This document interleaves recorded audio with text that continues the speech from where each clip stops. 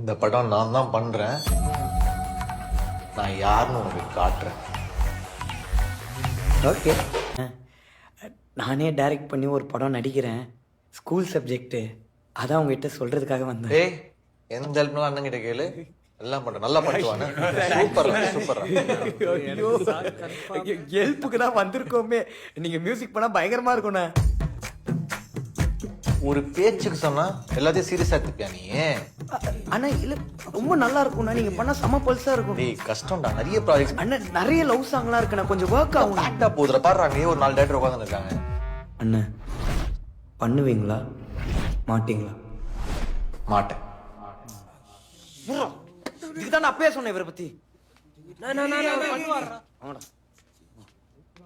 டேய் அண்ணா என்னடா சொன்னான் அவனை பத்தி?